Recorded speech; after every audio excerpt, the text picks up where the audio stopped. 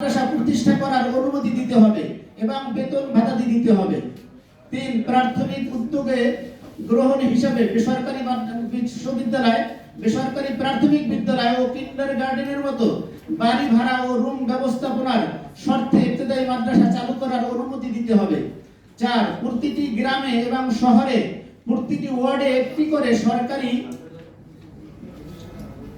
ইবতেদায়ী মাদ্রাসা প্রতিষ্ঠা করতে হবে। ৫.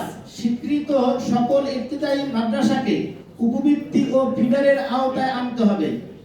৬ নং দাবি হলো ইবতেদায়ী মাদ্রাসা সহ সকল মাদ্রাসা তদারকির জন্য পৃথক ডিও এবং এটিও নিয়োগ দিতে হবে। ৭ নং দাবি হলো ইবতেদায়ী মাদ্রাসাকে প্রাথমিক বিদ্যালয়ের ন্যায় সমান সুযোগ সুবিধা প্রদানে পর্যাপ্ত বাজেট বরাদ্দ রাখতে হবে। মাস সালাম।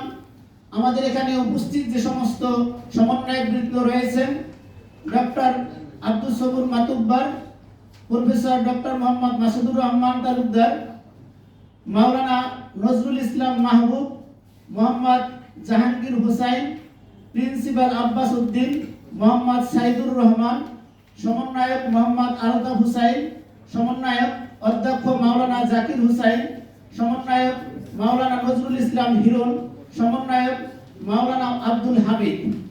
আমি আপনাদেরকে অনুরোধ করব আমাদের এই দাবিগুলো সরকারের কাছে এবং অন্তর্বর্তী সরকার যাতে আমাদের এই প্রায় 40 বছর যাবত এই সমস্যার সম্মুখীন বৈষম্যের শিকার এই শিক্ষকরা যাতে আগামী স্বল্পদিনের মধ্যে জাতীয়করণ করে আমাদের দাবি পূরণ করে এ আশা আমরা সাংবাদিক ভাইদের মাধ্যমে সরকারের কাছে করছি। আসসালামু আলাইকুম ওয়া রাহমাতুল্লাহি ওয়া বারাকাতুহু।